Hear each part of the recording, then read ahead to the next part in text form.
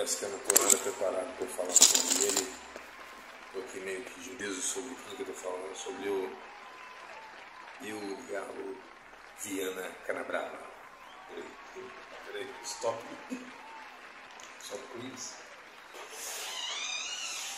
Vamos lá. Acabei de receber agora, direto do forno, acho que depois que eu começar a falar, vai começar a pipocar, eu sei disso, mas precisava comprar, né? Tá vendo aí? Olha o irmão desse daí, ó. Vem com o livro aqui do nosso filósofo de Cataguases, Eurialo Viana Canabrava. Engraçado que eu estudei com um dos Viana, e eu não sei se corresponde, tá? Tá até meio com uma dedicatória aqui, é da data de 1955, no Rio de Janeiro. Ao ilustre professor Jaime Coelho, com a amizade e a admiração, Canabrava. Canabrava. Eurialo Canabrava, a cultura brasileira e seus equívocos. Discurso de posse e recepção na Cátedra de Filosofia do Colégio Pedro II, pronunciados por Eurialo Canabrava e um outro sujeito aí, em 22 de abril de 53, e aí publicado em 55. Então, interessantíssimo, eu estou com todo cuidado aqui. Esse documento é raríssimo, da Eurialo. Calma aí que eu vou fazer uma síntese aqui. Ele vai falar aqui que abre aspas aqui, né? Que a cultura brasileira sedimenta-se em uma série de equívocos. Está baseada nesses equívocos, do meu ponto de vista, e agora não do dele, né? Sim, é um equívoco, né? A cultura atual brasileira é totalmente à la Paulo Freire, né? Então, todo conhecimento instantâneo, nas pressas, toda a ruptura com hierarquia, desrespeito aos professores. Então, assim, o professor não tem mais autoridade para ensinar, o aluno faz o que quer, na hora que quer, quando quer, e com os mecanismos de ferramenta instantânea também, chat GPT, auxílio tecnológico e assim. Então, o professor já não tem o conhecimento, vamos dizer assim, superior, né? Se bem que na maioria das profissões é possível ter uma hierarquia, né? Até mesmo porque aquele pessoa ela pode saber dirigir, mas quando ela pega um ônibus ela aceita que aquele tal motorista ou a pessoa que se veste como motorista ou que está na posição de motorista vai assumir o volante e não ela, sabe? Então é um tipo de hierarquia ou de aceitação. À medida que você vai fazer um curso, vai crer que aquele que vai te ensinar o curso é qualificado e ele vai conduzir o curso e não você. E daí por diante, né? Então, aí quando chega na educação, na cabeça de Paulo Freire, né, dessa tropa aí, não pode haver hierarquia, e o professor ele tem que ser só um ajudador, que acaba transformando o ambiente de ensino numa total desordem, porque se a natureza humana já defende praticamente, estou falando com base em Fenton, em Fachini, pelo menos, então se vai dizer na competição, na desordem, no caos e na barbárie, você não tendo uma figura ali que para representar ali, digamos, um princípio, nem tem que dar atestado de bom mocismo, nem nada do tipo, não, mas e nem servir de referência, porque o ser humano é falho, etc. Mas pelo menos na condição de professor, se a pessoa aceita fazer aquele curso ou participar daquela aula, o professor dentro daquele recinto ali, ele é a autoridade máxima, sabe?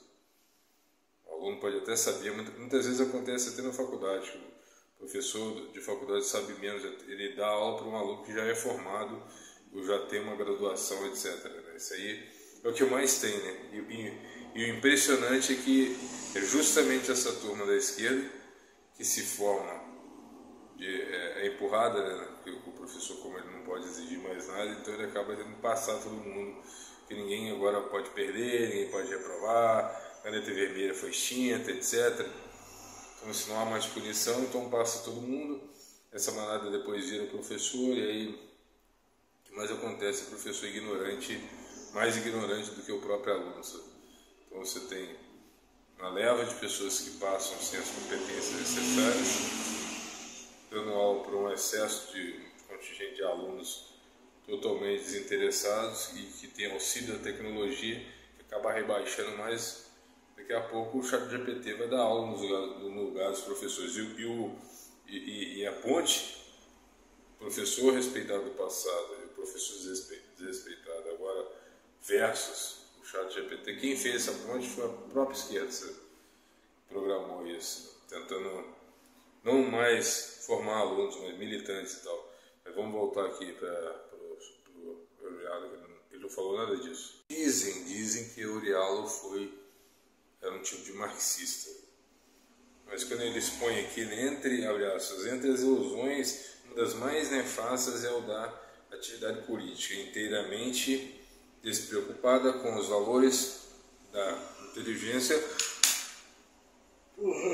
Abrir boca na leitura é um péssimo exemplo, né? Mas foi inevitável. É inteiramente despreocupada com os valores da inteligência e convencida de que a salvação nacional depende do êxito de suas intrigas e conluios. Eu vou falar uma coisa que é semelhante ao Kant. Tem um escrito do Kant lá, que eu acho que é o iluminismo, etc. Eu ia falar dessa pessoas grandes e até entre essas maduras que não têm força nenhuma. Ele vai falar sobre isso, mas agora começa a ir para o lado do marxismo, quer ver? Aqueles políticos do Brasil decorrem das grandes partes dessa fuga da responsabilidade da crítica sistemática. Então parece que ele queria, assim como Freire, uma crítica sistemática. Então a fuga dessa crítica sistemática originaria uma certa crise. Então a crise parte dessa fuga da responsabilidade de uma crítica sistemática e desse temor generalizado da autonomia intelectual. Ou seja, é bom que se tenha autonomia intelectual, mas infelizmente a própria esquerda, hoje em dia ela nega, quando o sujeito não é acadêmico, ela ri, ela acha que tudo tem que vir da academia, etc. Mas nós estamos falando autonomia intelectual. E o Kant vai falar justamente sobre isso. Está na hora de amadurecermos intelectualmente e buscarmos cada vez, à medida que... Ele não vai falar de tecnologia, né, mas em nossos dias, à medida que a tecnologia avança, é preciso cada vez mais criar esses... E o sistema IAD veio que justamente, às vezes até meio que sem querer, contribuir para esse tipo de autonomia dita aqui por Eurialo. Quando for ele, eu vou falar que ele, né? Não tem nada a ver com o que eu penso, né? Então na cabeça dele está muito mais... É claro que nessa época aqui ainda não tinha não sei se provavelmente Paulo Freire, eu vou até ver depois, comparar aí a data dele com Paulo Freire para ver se tem alguma comunhão, mas possivelmente, né? Não sei que Paulo Freire só nasceu em 1921, Eurialo acho que é 1906, alguma coisa assim, morreu em 75, ele em 97. Paulo Freire tinha, sei lá, um pouco mais de 30 anos, mas Paulo Freire só lançou seu primeiro livro em 67, esse discurso aqui é de 53, então bem anterior. Vamos ver o que ele fala, vamos continuar vendo aqui porque é interessante. Ele falou um negócio aqui mais pro lado do comunismo aqui, ó. Abre aspas. Existirá, por acaso, recurso mais idôneo para a terapêutica de nossos males do que uma revolução profunda em hábitos mentais e disposições características de nossa maneira de ser? Está julgando aqui a maneira de ser engessada, né? Ele queria um pouco mais, esse ato de pensar fosse um pouco mais livre, né? Eu queria para entender, parece. Melhor dedicar o resto do tempo aqui a reflexão aqui, porque chegou num ponto que eu comecei a fundir a cabeça. O cara era bom mesmo.